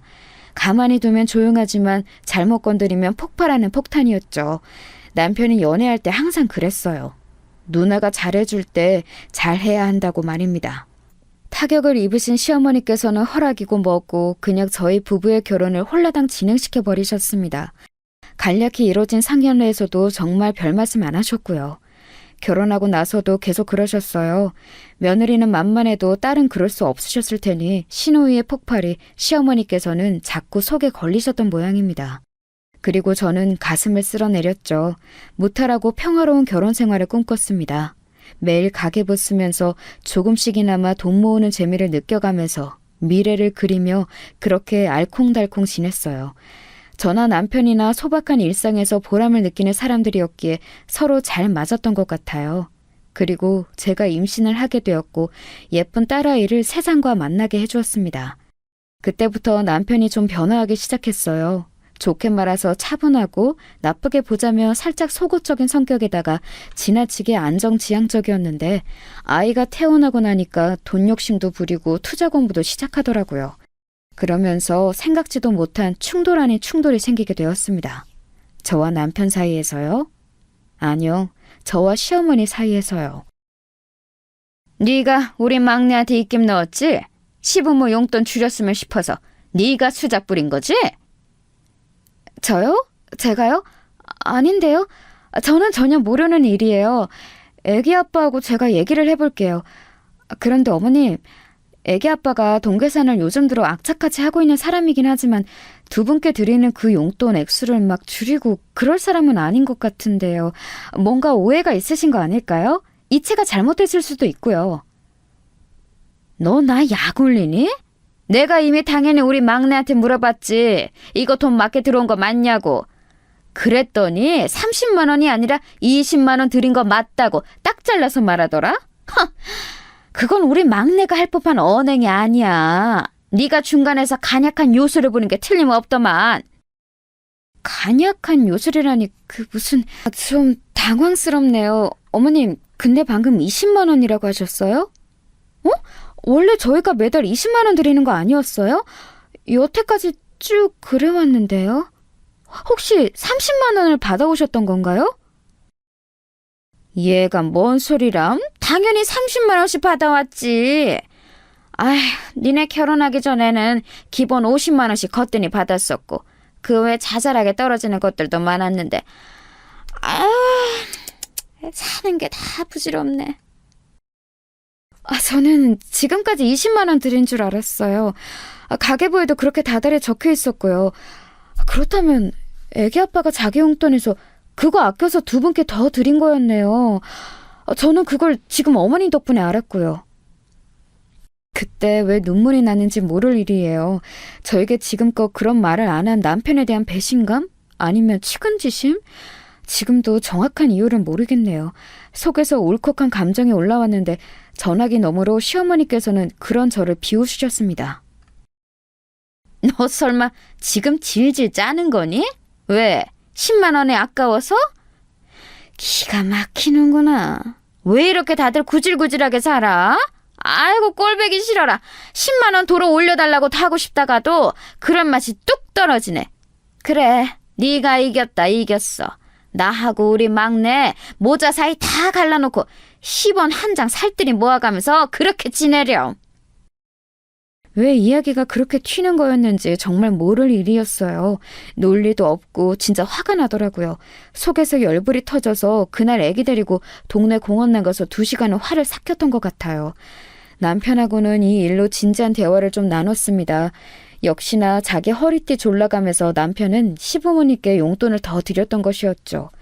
갑자기 20만 원만 받으면 절대 생활 못하실 것 같아서 그리했었다네요. 시부모님께서는 그럼 그때까지 저희가 드리는 30만 원에다가 시누이네가 드리는 용돈 아마 20만 원 선이었던 걸로 알고요. 이걸 현금으로 받으셨고 공휴일 낀 달이면 어디든 저희가 그날 꼭 모시고 놀러 가거나 그렇지 못하면 돈으로 10만 원 드렸었고 생신이 있으면 또 챙겨드렸고 이마트 온라인 배송으로 매달 5만 원어치 생필품 넣어드렸고 시누이가 반찬 종류는 싹 다 조달해드렸고 이렇게 살아오셨던 거예요. 괜찮지 않나요? 두 분이서 생활하시기에는 부족함이 전혀 없었는데요. 시어머니 입장에서는 달랐나 봐요. 그게 사치, 여유 이런 것과는 거리가 먼데 용돈 10만 원까지 줄었다고 하니까 열이 받으셨던 것이죠. 저는 너무 착잡했고 남편은 속상했습니다. 이게 며느리와 아들의 차이인가 봐요. 저는 자식 부부들의 정성을 몰라주는 시어머니의 태도에 착잡했건만 남편은 달랐죠. 늘 풍족하고 여유가 넘치게 살고 싶어 하셨는데 그 마음 내가 알면서도 모른 척할 때가 많았어. 내가 그렇게 해드릴 수 없는 자식이니까. 죄송스러운 마음에 애써 그런 엄마를 모른 척 해왔던 거지. 내가 잘난 자식이었으면 엄마가 피부 관리실이나 실컷 다니시고 명품 쇼핑하시고 원하시는 그런 생활을 누리셨을 텐데. 씁쓸하다. 세상에, 속으로 그런 생각을 내심하고 살았던 거예요. 제 남편이 그날은 조금 낯설게 느껴졌네요. 제가 아이 낳고 나서 같은 애엄마끼리 시누이하고 공감대가 살짝 생겨서 따로 편하게 연락도 하고 지내게 되었는데요. 이런 고민을 시누이에게 털어놓았더니 진작 알고 있었다는 듯 한숨을 쉬더군요. 걔는 원래 그래. 그런 거 무슨 증상 이름도 있지 않나? 착한 아이 증후군? 뭐 그런 건가 봐. 우리 오빠는 옛날부터 공부벌레 범생이라서 딱 벽을 치고 사는 느낌이지 나는 성질머리 있어서 쉽게 못 건들지. 그러니까 우리 부모님은 막내가 가장 편하셨던 것 같아. 그런 만큼 자꾸 기대를 하시고 바라는 것도 많으시고 그러다 보니 세월이 흘러서는 이렇게 되었네. 나는 세상에서 가족만큼 복잡한 관계는 없다고 생각해. 그 안에 얽힌 이야기며 감정이 너무 복잡해. 저도 그게 뭔지 알 것 같아요. 저는 세상에서 가장 애틋한 사람이 저희 친정엄마인데 가장 애정어린 사람도 친정엄마이거든요. 가장 불편하면서도 편한 게 친정 식구들이고요. 시누이하고 이런저런 얘기를 나누면서 앞으로를 함께 다짐하기도 하였죠. 가진 것에 비해 바라는 게 많고 본인은 하지 않으면서 남이 해주기만을 하는 사람, 바로 저희 시어머니이자 시누이의 모친, 그분을 어떻게든 떠안은 채 변하시기를 바라며 잘 살아보자고요. 이때까지만 해도 아주버님은 안중에도 없었어요. 무슨 연구직 같은 걸로 일을 하고 계셨는데 혼자 조용히 자취를 하며 결혼 자금을 모으는 것만으로도 벅차다나 뭐라나? 그러고 계셨거든요. 시부모님께 효도하는 데 있어서 아주버님의 참가는 늘 미미한 정도였답니다. 그런데 이게 웬일인가요? 시댁에 급격한 변화가 일어나게 되었는데 그 주범이 아주버님이셨어요. 드디어 결혼을 하시게 된 아주버님, 그 상대가 무려 의사였습니다. 저하고 남편도 깜짝 놀랐는데 시부모님께서는 어찌셨는지 안 봐도 화나지요? 거의 기절할 땐 놀라시면서 기뻐하셨습니다. 특히 시어머니께서는 감격에 눈물마저 흘리셨죠. 이게 꿈이냐 생시냐? 우리 집안의 의사 맏며느리? 천지신명이시여 열심히 착실히 성실히 산 그 보답을 지금 받게 해주시는군요. 감사합니다. 정말 감사합니다. 앞으로 착한 마음으로 살겠습니다. 세상에 이바지를 하며 살겠습니다. 시댁의 작은 베란다에서 물 떠놓고 그런 기도를 올리셨어요. 그거 보여주시려고 저를 부르셨던 것인가 싶어서 좀 당황스러웠네요. 제가 어색해서 엉거주춤 있으려니까 시아버지께서 다가오시더니 흐뭇한 얼굴로 저에게 귓속말을 하셨습니다. 저거 내가 새벽같이 산에 올라서 떠온 약수야, 약수. 산의 전기를 흠뻑 받은 물이지. 그러니 저기에다가 기도를 올리면 얼마나 효염이 있겠어? 후딱 결혼식까지 올리기로 결정난 마당이니 앞으로를 위한 기도를 지금 올려야 순서가 맞지. 나중에 알고 보니까 그 의사 형님 집안이 독실한 불교 집안이더라고요. 그리고 산에 올라가 기도드리는 걸 중요하게 생각하는 집안인 것 같던데, 그래서 그렇게 물을 떠다 놓고 시부모님께서도 기도를 하셨던 모양이었죠. 저는 이런 걸 안 보고 자라서 낯설었고 그래서 별 생각도 없었어요. 시어머니께서 기도한 자리를 저보고 말끔히 치우라고 하시기에 그대로 했죠. 자리 정리하고 그릇 설거지까지 싹 마쳤더니 화장실 다녀오신 시어머니께서 기함을 하셨습니다. 너 이게 뭐 하는 짓이야? 이 귀한 물을 설마 다 쏟아버린 거야? 이런 정신 나갈 것을 보았나? 너 어떻게 책임질래? 그 물 버리면 안 되는 거였어요? 왜요? 기도 끝나신 거 아니에요? 중요한 것만 말씀을 해주시지. 다 치우라고 하셔서 저는 그냥 다 치운 건데. 이것 봐라. 또 얼빵한 척하면서 사람 복장을 뒤집어 놓네? 내가 너 처음부터 그 모양 그 꼴이어서 마음에 안 들었어 이거사. 니까짓게 우리 의사 맏며느리 들여오는 길에 초장부터 흠집 내어놔? 갑자기 불같이 화를 내시면서 제 머리채를 확 쥐셨습니다. 그러더니 불호령에 맞춰서 제 머리채를 마구잡이로 흔드시는 게 아니겠어요? 저는 두피도 너무 아프고 눈앞도 빙글빙글 돌아서 죽을 맛이었죠. 잠시 후 시어머니의 손에 한 움큼 있는 제 머리카락을 보자 눈물이 막 나왔습니다. 그랬더니 저보고 또 쓸데없이 질질 짠다면서 호통을 치시더군요. 결혼 전에는 이렇게 막 무례하게 구셨다가 한참 동안은 또 조용하셨다가 갑자기 이렇게 다시 돌변하신 이유, 앞만 봐도 의사 형님의 존재 때문이었습니다. 기세 등등 이제 저희 부부의 미약한 원조 따위 필요 없다는 것이고, 그러니까 이제 실컷 어른 유세 떠시면서 저를 부려먹겠다는 심보이셨어요. 너같이 구질구질한 것도 며느리라고 내가 품어주고 보듬어주고 무조건적으로 포용해주고 그렇게 지내왔지만 앞으로는 조금 달라져 볼까 싶구나. 고부관계의 질서 정리가 필요한 시점이야. 그리고 동서지간의 서열 정리도 옳게 이루어지는 쥐엄한 우리 집안이 되었으면 한다. 당초에 언제 시어머니께서 저에게 그렇게 잘해주셨다는 건지 의문이었습니다. 그동안 제가 아이 낳고도 그 직후에도 컨디션 안 좋은 몸으로 시댁에 가서 식사 같이 해드리고 주말이나 공휴일 같은 때 가까운 데 모시고 꼬박꼬박 놀러가 드리고 자꾸 명품 타령하시는 건 못 들어드려도 작은 지갑이나 액세서리 정도는 좋은 걸로 한 번씩 사드리기도 하고 저 이렇게 기본 도리는 잘 지켜왔다고 생각했어요. 하지만 그때마다 시어머니께서는 저에겐 늘 시큰둥한 반응을 보이셨고 마치 저를 향해 이건 원래 네가 해야 하는 거니까 생색낼 생각 마라 이렇게 매번 경고를 하시는 듯 했습니다.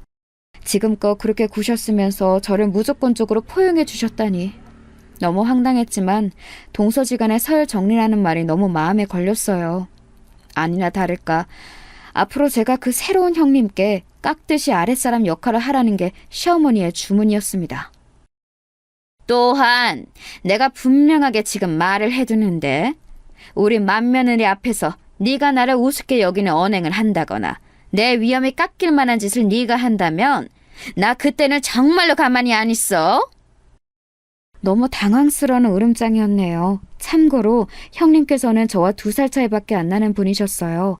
나이 차이가 적게 나니까 기분이 좀 이상하긴 하더라고요. 직업이 의사라고 하니까 사회적으로 인정받고 성공한 사람인 것 같아서. 아무튼 부러웠네요. 형님을 보면서 저는 내심 속으로 살면서 수많은 기회를 제가 놓쳐온 것은 아닌지, 과연 제가 정말로 죽을 만큼 뭔가를 열심히 최선을 다해서 해본 적이 있는지, 이런 인생이 제가 원했던 인생이 맞는지 여러 생각을 했었습니다. 형님과 제가 쉽사리 가까워지진 못했어요. 인상부터가 약간 도도하면서 고고하다고 해야 하나? 그런 느낌이셨고요. 아주버님과 짝꿍 아니랄까봐 말수 적고 고요한 분이라는 이미지가 얼굴에 있었어요. 게다가 가끔 뵐 때면 시어머니께서 열심히 형님께 이런저런 말씀을 붙이시고 계셔서 저는 자연스레 그들의 수발을 드는 역할이었을 뿐 끼어들기에 애매했습니다. 그러다가 어느 날 시어머니께서 식재료 좀 사오라고 주문을 하셔서 제가 주말 오전에 시댁에 갔더니 형님이 와 계셨어요. 잠깐 들른 거라 하셨죠. 오래된 좁은 평수의 시댁 아파트와 형님은 이질적으로 보였습니다. 그런 곳에 있어도 형님은 차림새 때문인가 고급스러운 느낌이 좀 있더라고요. 편한 옷을 입고 온 저와 더욱 비교가 됐네요.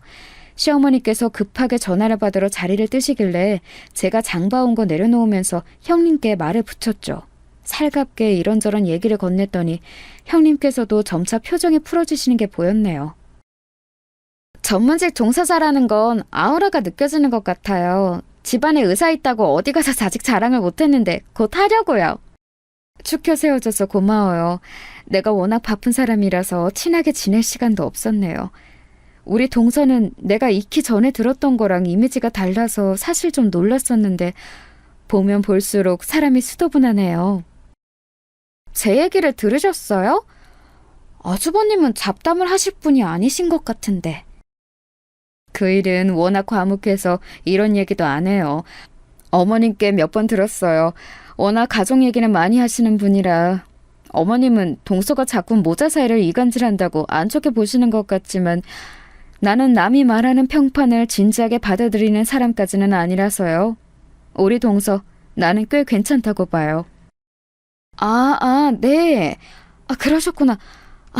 고맙습니다.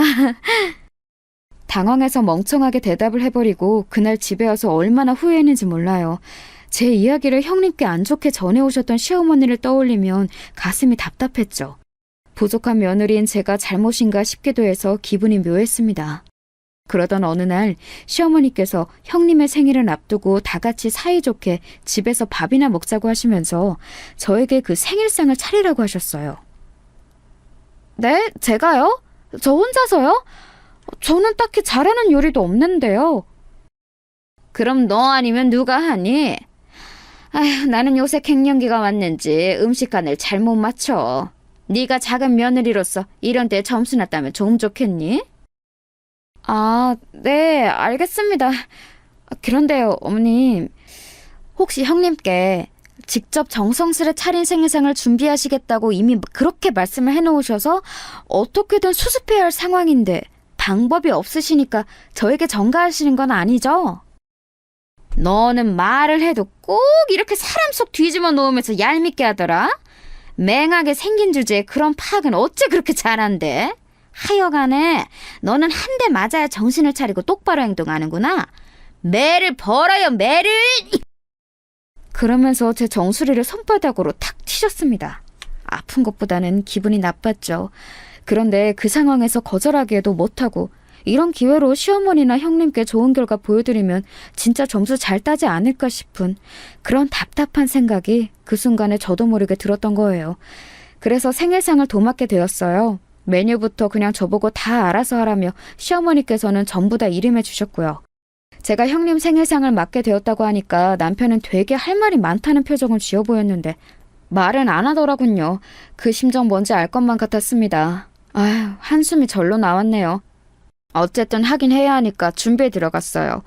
없는 게 없을 형님께서 좋아하실 생일상이 뭘지 궁리를 해봤죠. 제가 나름 파악한 게 있었는데 형님은 고기들 중에 돼지고기를 가장 좋아하신다는 것이었어요. 갈비찜을 소갈비찜보다 돼지갈비찜으로 더 선호하시는 걸 처음에 알았을 때 살짝 눈치를 챘었는데요. 언제 한번 말복 이야기가 나와서 닭고기에 대해서 말을 하고 있을 때 이러시더라고요. 나는 오리보다 확실히 닭이 더 맛있더라고요. 어디 가서 오리구이를 맛있게 먹어본 적이 없고 오리 훈제도 뭐가 맛있다는 건지 잘 모르는 입맛이에요. 오, 그러세요? 오리보다 닭이 더 흔하니까 다행이시네요.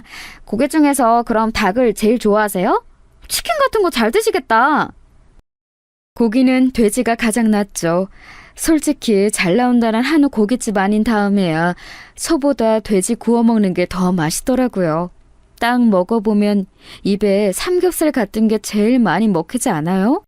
김치하고 짭짤한 반찬하고 이렇게 삼겹살 곁들여 먹으면 진짜 맛있는데 차리기도 귀찮고 냄새 빼는 건 더 귀찮고 여러모로 직접 해먹지는 않네요. 그렇다고 차림이 잘 나오거나 고기 질이 가격 대비 썩 좋은 집을 찾기도 애매해서 좋아하는 음식치고는 대단히 만족한 적이 잘 없는 것 같아요. 와, 저 형님이 말씀 이렇게 진지한 표정으로 오래 하시는 거 처음 봐요. 돼지고기를 엄청 좋아하시나 보다. 제가 기억해 둘게요. 답지 않게 너무 주절거리고 마셨던 건지 형님은 뭔가 민망하다는 얼굴로 더 말을 얹지는 않으셨었어요. 그런데 제가 형님 생일상을 준비하게 되자 그게 딱 기억이 나버린 거예요. 이미 예산 수준은 나와 있던 게 있었으니 고기 물색부터 들어갔습니다. 다른 게 뭐 더 중요하겠어요. 사실 고기 질이 좋은 게 가장 최고인 거죠. 그래서 동네 엄마들에게 정보를 얻어가면서 진짜 맛있는 삼겹살을 판다는 곳을 찾아서 굳이 편도 40분 걸리는 거리를 가서 고기를 사왔습니다. 뿌듯하더라고요. 이왕 하기로 한 거 제대로 잘하면 좋잖아요.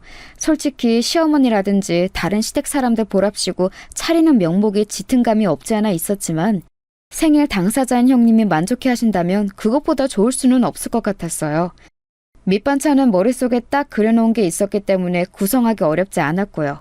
신선한 채소들만 신경 써서 잔뜩 마련했네요. 이윽고 당일이었어요.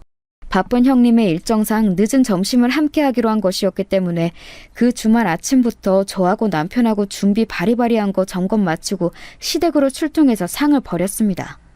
곧 시누이 내외도 왔고 시아버지의 사촌동생 한 분도 오셨어요. 시어머니께서는 저희 부부가 왔을 때부터 좁은 베란다에서 사투를 벌이시느라 계속 바쁘셨는데 애지중지 키우신 웬 식물 하나를 예쁘고 작은 화분에 옮겨 담으시느라 그러신 거였죠. 에라이, 내가 이걸 어제 했어야 됐는데 비가 쏟아져서 허리가 쑤신답시고 미뤄뒀더니 이 사달이 나는구나. 아유, 혼자 할 수 있을 줄 알았는데 이거 원 더럽게 손이 많이 가네. 막내야, 너 이리로 와서 얼른 이것 좀 해봐라. 네, 엄마, 제가 좀 도와드릴게요. 근데 이거는 왜 옮기시는 거예요? 이 시기에 분갈이를 굳이 하시는 건 아닌 것 같고. 혹시 형수님 거예요? 당연하지. 아니면 내가 왜 지금 이런 용을 쓰고 있겠니? 요게 바로 내가 5년 넘게 애주준지 키워온 녀석인데 건강과 행운의 상징이란다. 부적이 따로 없어. 이것만큼 선물로 의미 있는 게 없겠다 싶어서 엊그제 생각이 나자마자 화분부터 구해놨지. 큰 걸 다 주면 자리 차지만 할 테니 예쁘게 새끼 친 것만 옮겨서 줘야지.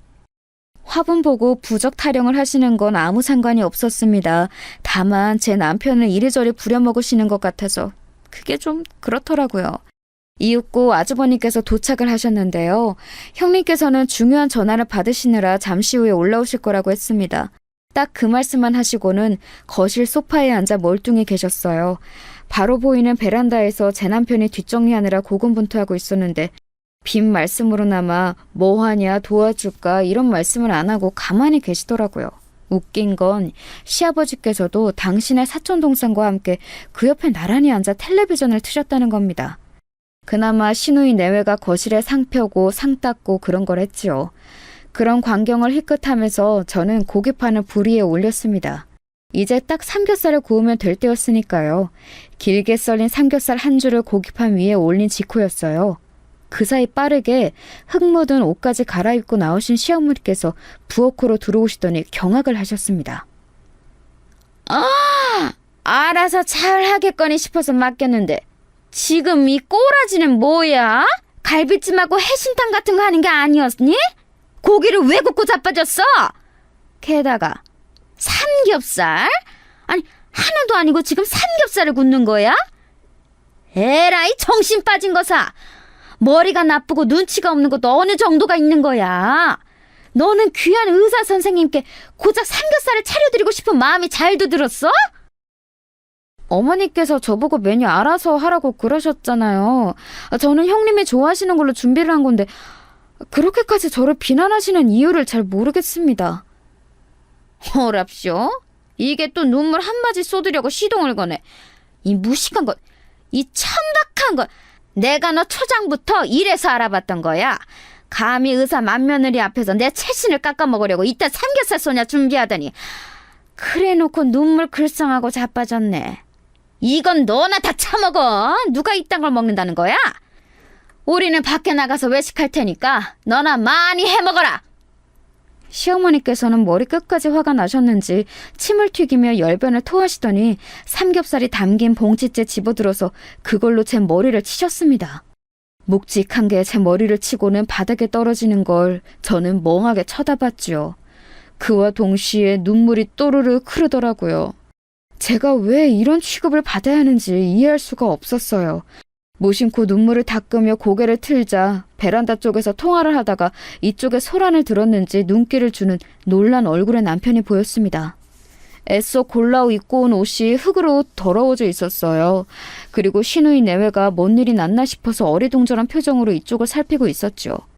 고개를 바로 하자 저를 보며 코웃음을 치시는 시어머니가 보였습니다.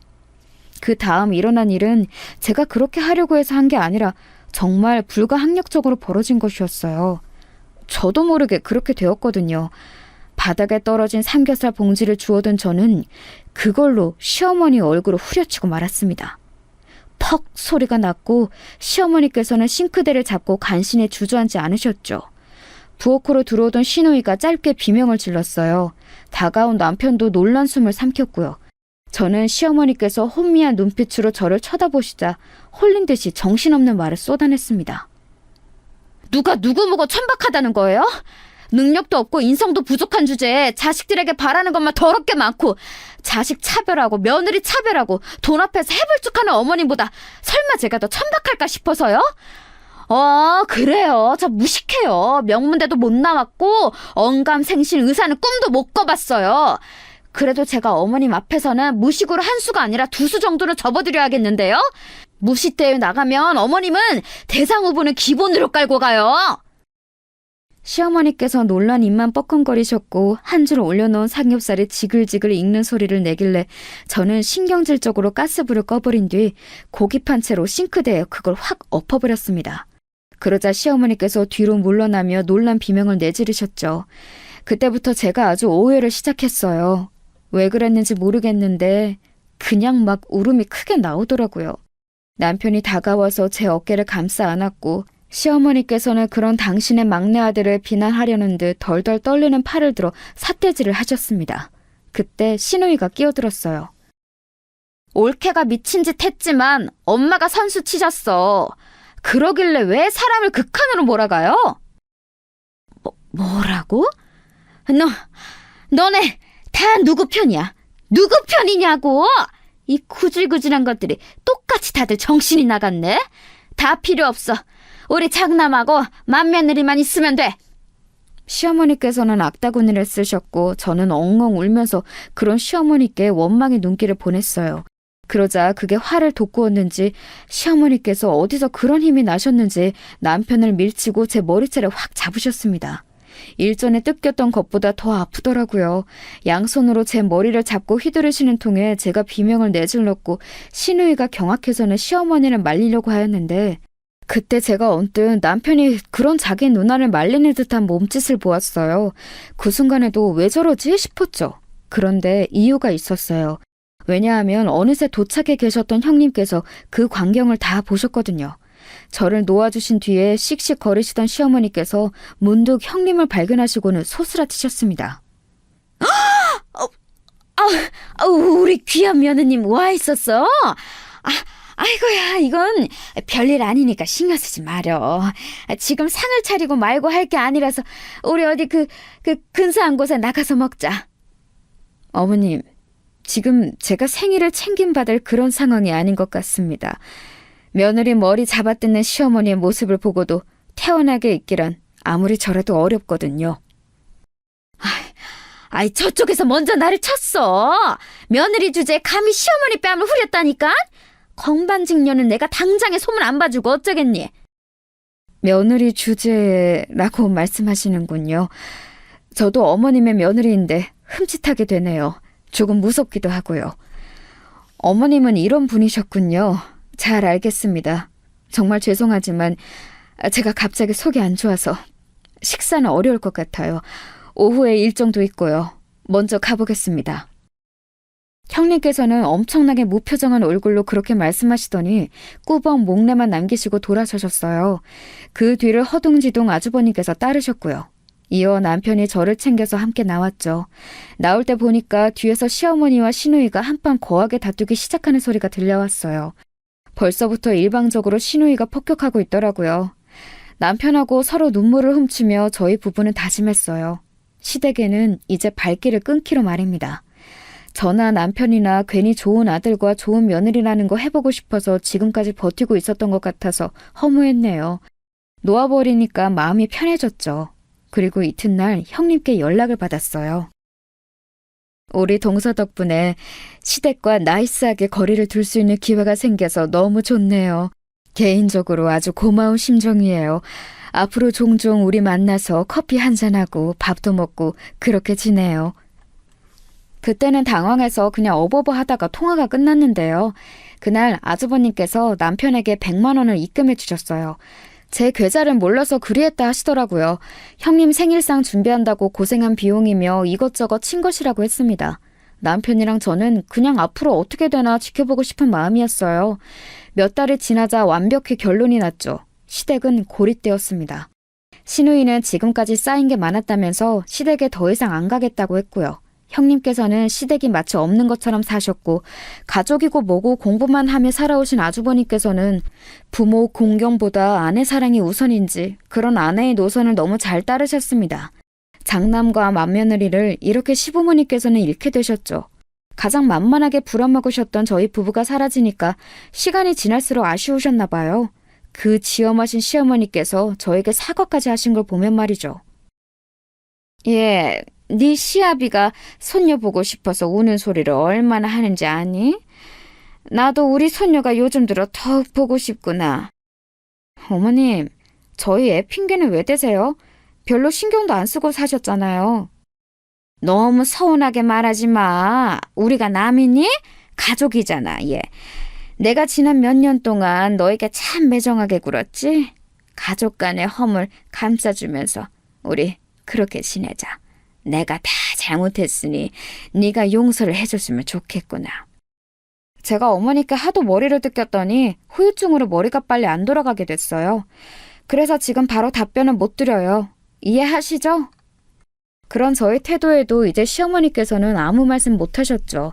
시부모님께서는 특히 제 남편이 그리우신 듯 했습니다.